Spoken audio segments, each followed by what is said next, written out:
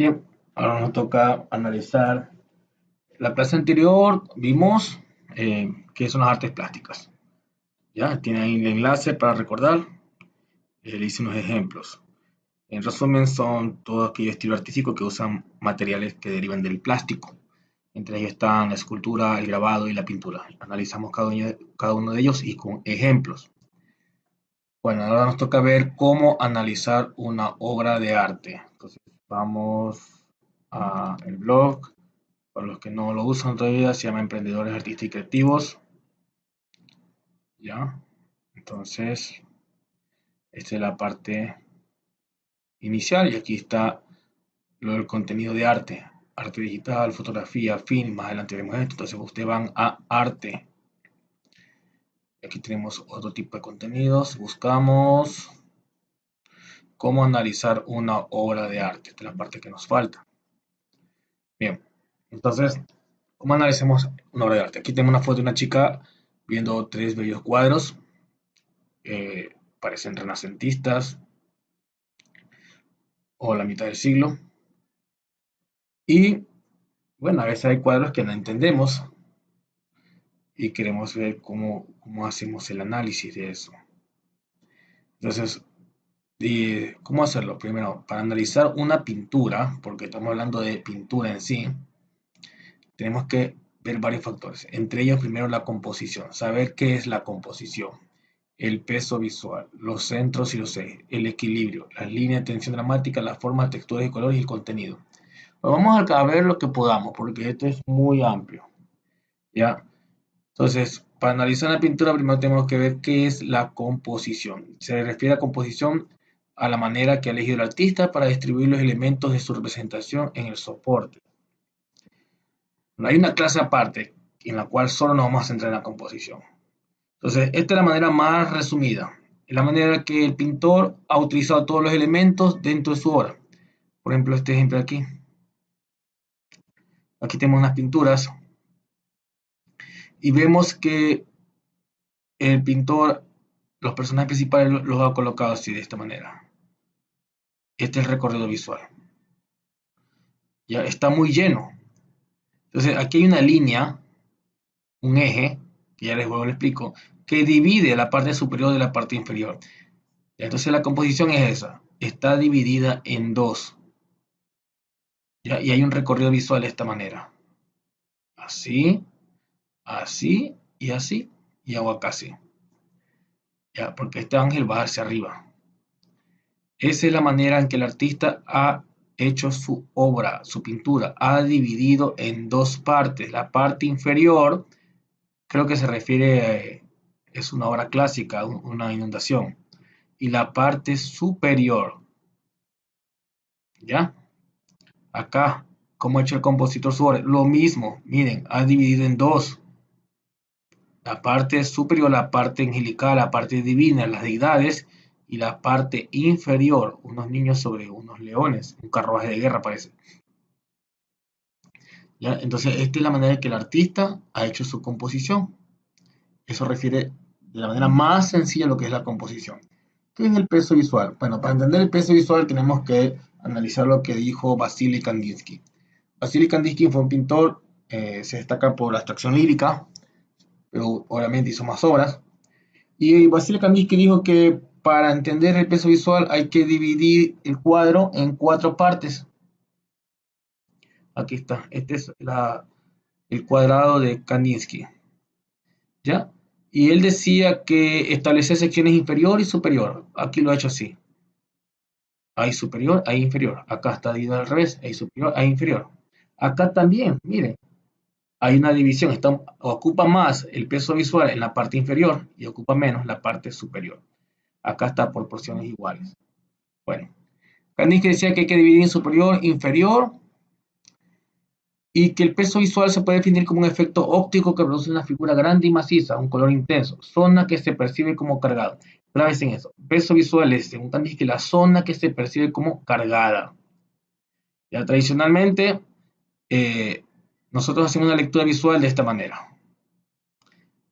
Y la zona más cargada lo colocamos aquí. Es una sugerencia, no tiene que ser siempre así. Entonces vamos a analizar estas horas que están aquí. como dice acá, que superior e inferior. Acá, superior e inferior. La zona más cargada en esta parte superior e inferior sería la parte inferior. Es la zona más cargada, la que más atrapa tu atención. Puede ser por la cantidad de elementos, puede ser por la textura, puede ser por los colores. En este caso es por la cantidad de elementos. Si dividimos esto en dos, y de hecho está dividido en dos, mírenla. La parte más cargada aquí analizar está difícil. Entonces es una obra también simétrica. Está bien repartido sus partes. No encuentro aquí, sinceramente, dónde está más cargado. Por otro lado, aquí está más iluminado la obra. Entonces, sí hay un mayor peso visual. El mayor peso visual está en la parte inferior. Porque si usted compara estas tres mujeres, están más iluminadas sobre los varones. Y sobre todo este lado está más oscuro. Entonces, el mayor peso visual está en este lado, en la parte inferior sobre todo. Acá, si dividimos esto en dos, acá está más oscuro, pero sin embargo esta parte está más clara, está más iluminada. Entonces aquí está la mayor carga visual, es lo que más atrapa tu atención. Vamos con los centros. Centro determina las partes de la obra que son más relevantes, lo más importante. Siempre existirá un centro principal y puede haber uno o más centros secundarios. Los centros son fáciles de identificables porque nos llama la atención de inmediato. Aquí está el ejemplo de la Gioconda de Leonardo da Vinci. Si usted analiza, vamos a quitarle el zoom. Si analizamos esta obra de la Gioconda, hay un paisaje detrás. ¿Cuál sería el centro de esta obra? Obviamente el personaje, la Mona Lisa, en especial el rostro, ese rostro enigmático que caracteriza esta obra. Entonces el centro de esta obra de Leonardo da Vinci es la Mona Lisa. Este es el centro. Los ejemplos de acá. El centro de esta obra acá sería la parte inferior. Es lo más relevante, en especial aquí. Hay un matrimonio, tal parece. El centro de esta obra, yo diría que es esta, las partes más iluminadas de estas personas desnudas. Parece que estuvieran implorando. El centro de esta obra sería lo que más destaca aquí, la parte de la deidad, la divinidad. Entonces, eso es el centro de las obras. Vamos con los ejes. ¿Qué son los ejes? Son líneas imaginarias que pueden ser horizontales, verticales o oblicuas, alrededor de las cuales se han distribuido los elementos de la pintura. Se cruzan en relación a la posición que ocupan los centros dentro de la obra. En la pintura de la Gioconda se observa que el eje es el vertical que atraviesa a la mujer dividiendo en dos mitades. Entonces, el centro es la Gioconda, pero la línea imaginaria que yo puedo trazar es esta, aquí, divide a la personaje en dos, porque si te das cuenta, también tengo otro tipo de eje, que pues, esto va como en un ángulo, hacia un punto de fuga, mira, va hacia acá. Este es un punto de fuga, es decir, nace todo un punto, es como que forma un triángulo, ¿ya? Esa es parte de los ejes. Los ejes acompañan al centro. Primero identifico el centro o los centros y luego identifico los ejes. Recuerda que los ejes son líneas imaginarias. Vamos a las obras de acá, a identificar los ejes de cada una de ellas. A ver. Yo puedo encontrar un eje así, lo mismo, en punto de fuga. De aquí nace todo. Abre el abanico. O lo identifico rápidamente aquí. Este es el centro principal. Está en horizontal. Aquí está el centro principal, en horizontal, tras una línea. Aquí está en horizontal o en diagonal puede ser, porque mira la forma del brazo. Entonces yo puedo trazar un eje, así como que estos elementos me hacen un arco que hace desde aquí, nace el recorrido visual y me lleva con la extensión del brazo hacia este personaje. Inteligente este artista. A su vez, este personaje me lleva a observar este ángel que no pasa desapercibido y, y encierra en un círculo. Aquí se ve la grandeza del artista en cómo ha hecho su composición, sus centros, sus ejes. Aquí el eje está bien marcado, dividido en dos, el peso visual está cargado aquí y están en un triángulo, miren. Empieza aquí esta deidad con esta segunda deidad y esta tercera deidad. Hay un triángulo que abarca hasta estos niñitos. ¿Se das cuenta? Entonces estos son los ejes, acompañan a los centros. Vamos con el equilibrio. Está determinado por la sensación de estabilidad que transmite una pintura. Una buena obra de arte está perfectamente equilibrada. No siempre. con una adecuada distribución de los cuerpos dentro del espacio de manera que conforme una armonía de conjuntos. Este concepto se relaciona mucho con los pesos visuales. Para eso tengo que saber el concepto de simetría y asimetría. Si divido esta obra en dos, la cual la divide este papa y pasa por encima de esta deidad, esta escultura, esta obra es completamente simétrica, es decir, está muy bien equilibrada visualmente en su lado derecho e izquierdo. Trace una línea, los ejes aquí, un eje, una línea imaginaria. Y usted se dará cuenta que hay una armonía por elementos. Casi la misma cantidad de elementos que están aquí se ve acá. Pero sin embargo, por sus colores y la luminosidad de este vestido, pareciera que hay un poquito más de carga visual en este lado. Entonces, mire cómo ya estamos haciendo el análisis de una obra de arte. Ahorita estoy analizando el equilibrio visual. Vamos a analizar acá. El cuadro de por sí me sugiere dividirlo así. Pero para saber sobre simetría o asimetría, también lo voy a dividir de manera vertical. ¿Se puede? Sí, mire. Justamente aquí hay parece que hay un mástil, ¿sí? Un mástil o un pilar, es un mástil. Que la divide en dos partes, mira. Donde esta parte de acá está más iluminada sobre la otra. Entonces, el equilibrio visual se lo lleva más de este lado. Vamos a ver este lado. Desde aquí, desde la estrella, es una estrella. También está en todo el centro que me ayuda a dividir en dos. Pasa por el cráneo de esta deidad y pasa por este niñito separándolo en dos. Si dividimos así verticalmente, ¿dónde hay mayor peso visual? Pues aparentemente está bien repartida la ombrada, pero sin embargo aquí hay más luminosidad.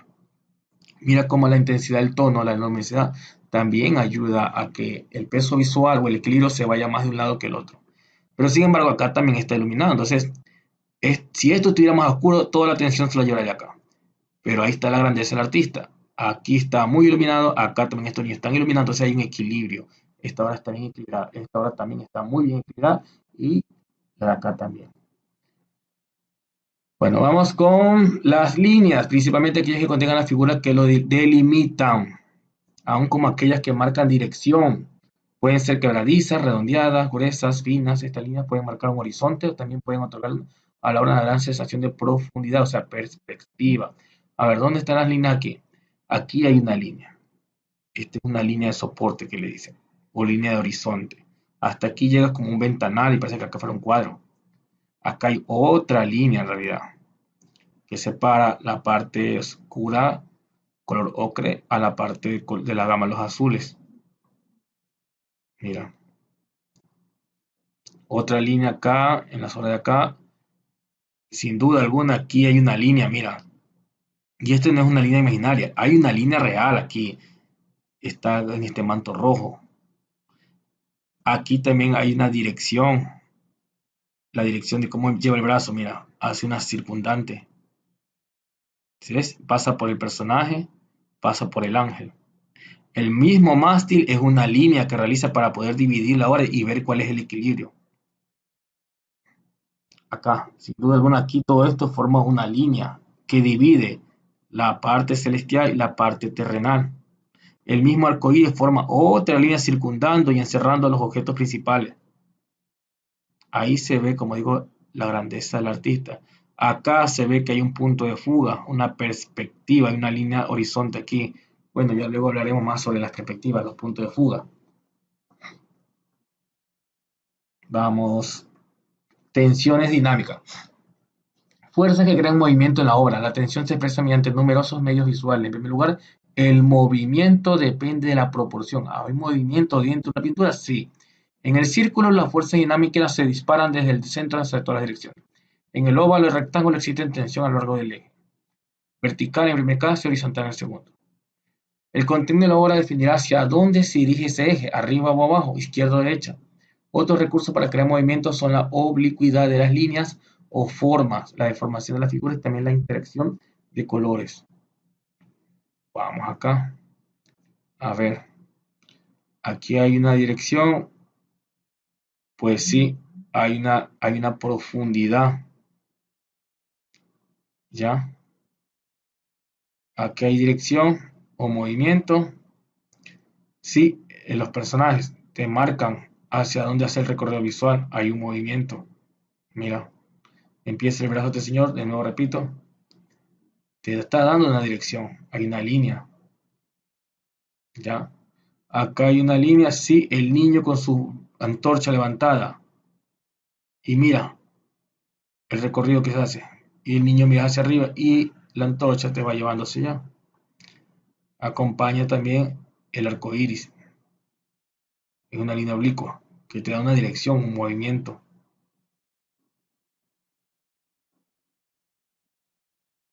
El contenido. Toda obra de arte debe expresar algo, según Rudolf Arnhem, filósofo alemán. Esto significa en primer lugar que el contenido de la obra debe ir más allá de la presentación de los objetos, no solamente que esté bonito. Estos elementos individuales son los representativos o denotados, es decir, aquellos que identifican sin esfuerzo. También se denominan signos icónicos. En la Gioconda los signos icónicos son la figura de la mujer y el paisaje detrás. Es un cuadro abstracto, sin embargo puede ser un círculo. Por ello, para analizar una pintura es importante alejarse de la impresión de lo puramente denotativo, o sea, de lo que se reconoce fácilmente, y no debe confundirse contenido con tema. El tema es algo muy general. Determina el marco en el cual se desarrolla la obra. Un asunto religioso, un momento histórico, una mitología, un retrato, un costumbrismo, un bodegón, un paisaje. Vamos a ver. ¿Cuál sería el tema de esta obra? Pues la monarquía. Está pintando un evento social, un evento monarcas. ¿Cuál sería el evento de esta obra? Pues la divinidad, la deidad. Ese es el tema general. ¿Cuál sería el contenido? O sea, ¿de qué me habla la obra? Y para eso debo analizar todos los elementos. Por ejemplo, esta obra me gusta. A mí esta obra me hace referencia al gran diluvio, porque esto ya identificamos que es una barca que tiene su mástil. Estos son personas a los cuales están implorando ser salvados. Ya se están ahogando. Quieren subir a última hora a la barca. Y según el relato bíblico, hubiera un número de personas que así se salvaron. Entonces, parece que esto hace referencia a un evento cristiano. Es una denotación, una connotación a un evento cristiano. ¿Ya? Aquí hay monarquía como tema general, es un matrimonio entre, parece un emperador y una reina.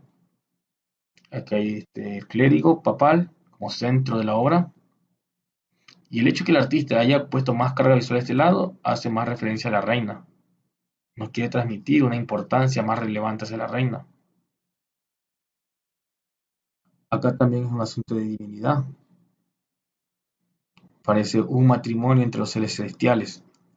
El padre, la madre y un ser más que los une en matrimonio también. Bueno, ese es el contenido. Para analizar el contenido hay que analizar todos los elementos y ver qué me quiere decir la obra. Textura, forma, color, pues ya analizamos los colores, los claroscuros. ¿Cuáles son los aspectos técnicos? Reconocer cuál es su soporte, sus medidas, si se trata de acuarela, de óleo. Por ejemplo, estas obras son al óleo. Pero también hay obras en acrílico, hay que saber reconocer cuál es en acrílico. También hay obras que son en tiza pastel, en óleo pastel, al carboncillo, en acuarelas, en wash y en infinidad. Esos son los aspectos técnicos. Si se trata de escultura, ¿qué tipo de escultura? ¿De relieve o de bulto? Si ya vimos. Si se trata de grabado, ¿sobre cuál se hace grabado? ¿Sobre metal o sobre madera u otro elemento? De repente plástico. Entonces, todos comprenden los aspectos técnicos. Las medidas del lienzo, cuánto por cuánto es esto. ¿Quién es el autor? ¿En qué fecha? Todos son los aspectos técnicos de la obra y del artista. Bueno, espero que analicen bien el contenido de este blog y luego continuamos con otra clase.